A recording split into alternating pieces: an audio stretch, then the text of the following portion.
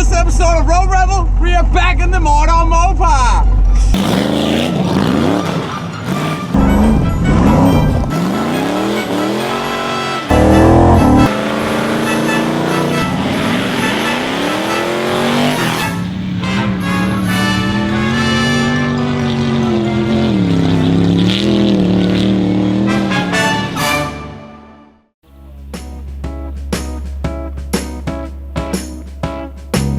Wednesday, and we got to be at an 8-mile dirt drag race on Friday. So we got 2 days to take this 1966 Belvedere from a street car to a race car. Take this from a street car to a dirt drag racer. Since episode 1 I wanted to put a bumper in this thing, and luckily we got the Ram Charger, and the Ram Charger actually had a bumper that somewhat fit. So I made some homemade brackets and got that thing on the Plymouth.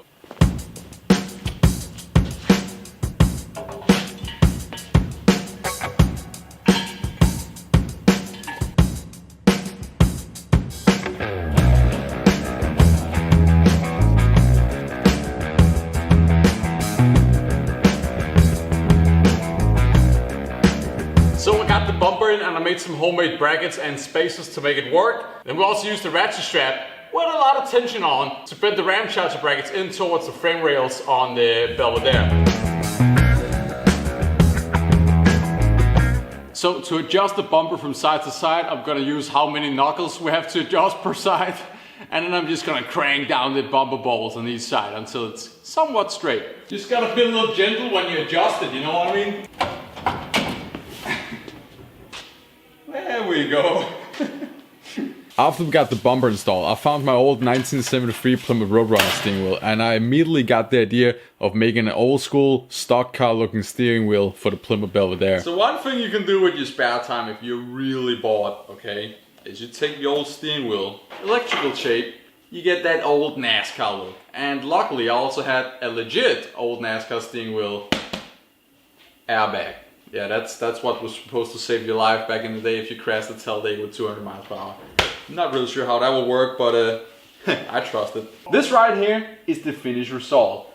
It's an old electrical tape steering wheel with a pillow on it. It really isn't that special, but it's a cool look. Alright, so it's time to install that sweet NASCAR wheel that we did earlier. And the thing we're gonna do is first we're gonna take this old wheel off. This I think is an old like 1972 to 1974 Dodge Challenger steering wheel where all the rubber's falling off and stuff. It's terrible. Still had that sweet green tinted horn button from episode 1.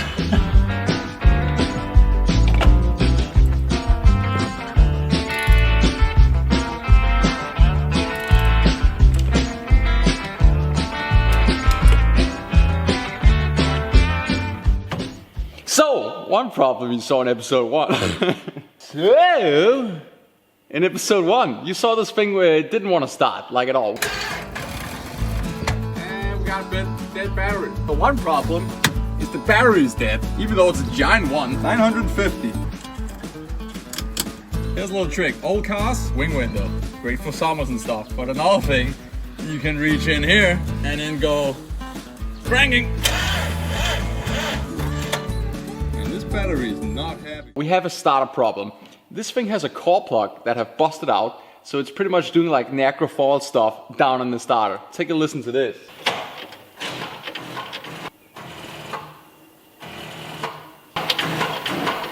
So because this car doesn't want to start, we are gonna push this thing outside. Suddenly in Denmark, summer just hit, so it's like a nice 70 degrees outside. We're gonna push it outside and work on it outside, even though we have this real nice shop.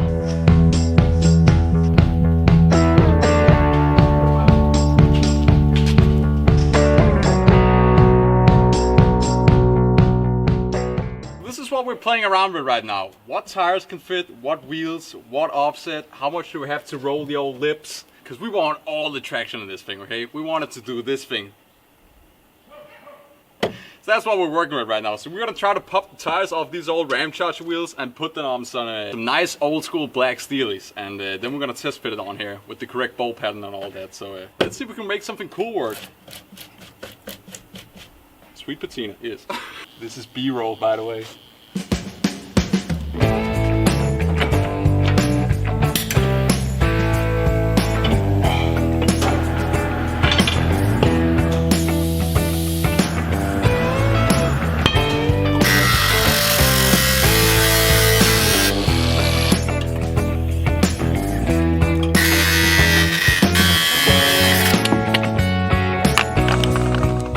Road Rebel, we're all about doing it green. Car and environment wise. So instead of buying a fender roller, don't look at this thing, okay? Then just go out into the woods, grab a little stick there, and start using it as a pull hammer. Because the wood digs into the metal, and then you can like slowly pull it. Look at how great this is turning out.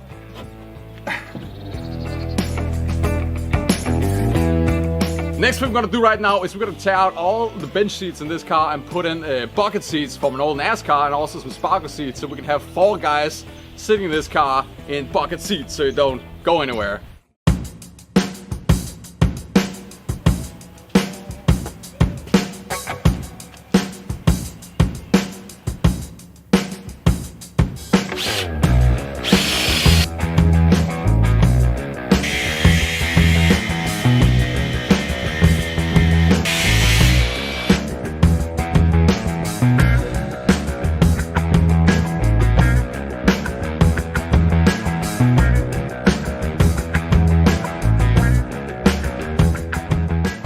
We're gonna try to put on this boom tube Trans Am inspired exhaust and see if we can make that work.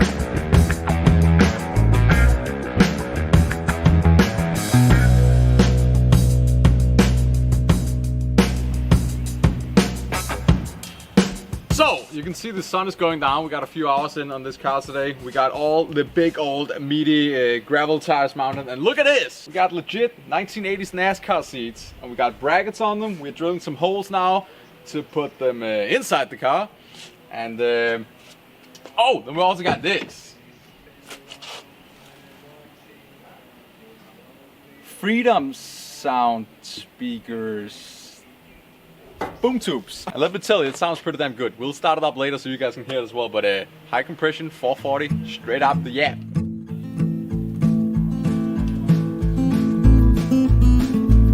So it's day 2 of building the Plymouth Belvedere, and we are putting in bucket seats front and rear now. It's gonna be a 4-passenger bucket seat, drag car, drift car, I don't freaking know. It's gonna be a taxi for boys who wanna get down and have some fun. We got the driver's side installed, and you sit pretty damn good with the NASCAR wheel and everything. Like this is a cool vibe sitting in here now, as the young kids say, I guess. Vibe, vibration, Beach Boys? I don't know. So let's get right to work. And of course, you also gotta remember to lick your watermelon. It's hot outside. Get a popsicle, will you? It is afternoon, and we've been doing all kinds of cosmetic stuff because that's more fun, you know. We've been dreading this job, and that is changing out the starter from the Ram Charger that you guys saw in the last episode, and also changed another freeze plug. This is the third freeze plug in probably what has been like 30 miles driving in this car, so that's great. Let's jack it up real quick, and then we're gonna get the starter out, freeze plug in. Other starter, not new, but old starter from the Ram Charger in, hit the key, and hear the old boom tubes go. Down here. Quick jack NASCAR stuff.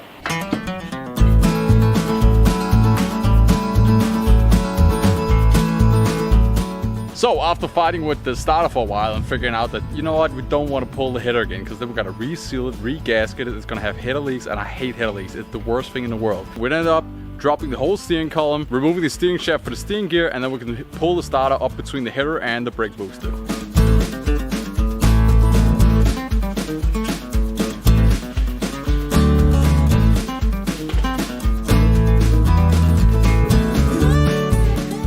Engine expansion plugs.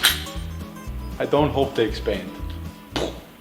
Gold medallion expansion pluggo greaso. This right here is a plug that goes into the engine block, and if that don't go into the block, well then you're FUCKT. So we're gonna pound these things in. These are 1 inch 5/8, and that's for all the block expansion block. That's for all the block holes in the block. There's a lot of block words in this. All the other plugs for the heads are small, I think 1 inch or something. I don't know, I'm rambling, it's late, there's mosquitoes, I fucking... Normally, knocking in a frost plug is really easy, or core plug, or expansion plug, whatever you want to call it. But this took three of them. The first one, for some reason, got stuck in the ball, but crooked, so water could still get out. So I had to absolutely mangle that to get it out. The second one was not really a tight fit, so it popped all the way in through the block.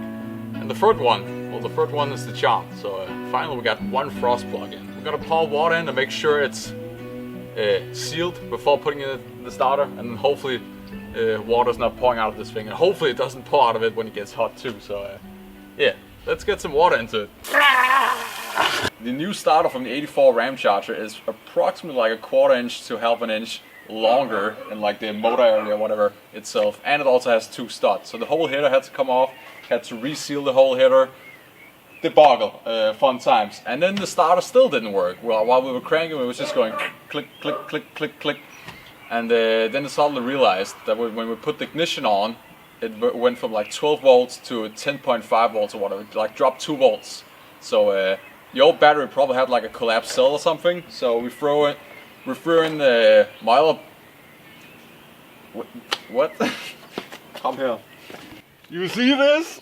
So the battery was the fault or whatever. This old battery, this is a big unit, 830 cranking amps. But as soon as we put on ignition, the car dropped from 12.4 volts to I think 10.1 volts. So it almost dropped like 2.5 volts just with ignition on. So that indicates a faulty cell or something, that battery. Threw the battery on for my Challenger on, and now it cranks good. Of course, when we're going drag racing, we gotta have a certified battery hold down. So that's what we got right here. That goes right in there.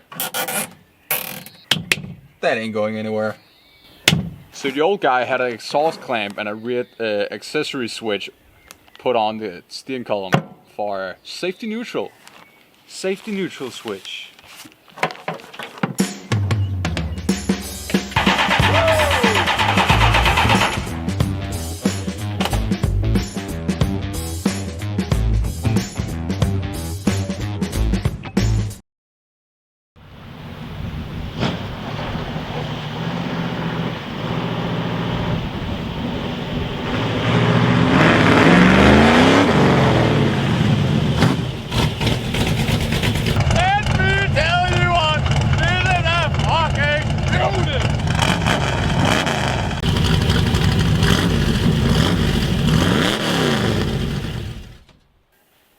The car's officially done and all loaded up with spare parts, camping gear, and everything we need for this race. But I have a little bit of a problem. On this side, the tire started to touch the fender. So we're going to come in there with the death wheel and do the... Yeah, do Formula stuff. Formula 1, Formula 1.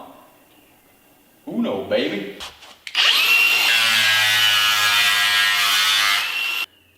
And there you go, we're ready for racing. So early morning we hopped into the Mordor mopar and away we went to the racetrack.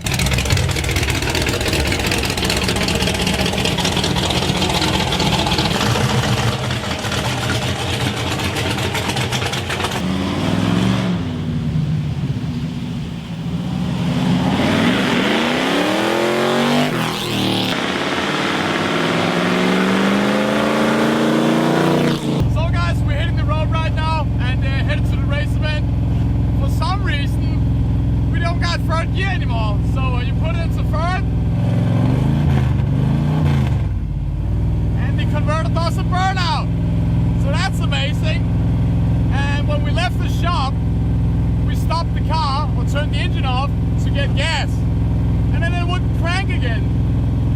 We didn't get to film it because we was kind of stressed, so we had to use like a Milwaukee battery or whatever, like an 18-volt battery to jump the battery, and that got it going. So now we're headed to the event, and hopefully the transmission survives. Hit it, boy!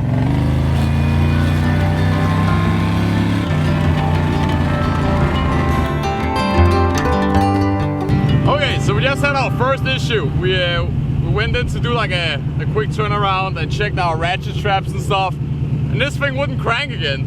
So we had to get a little creative. We got it started now, but let me show you what we did.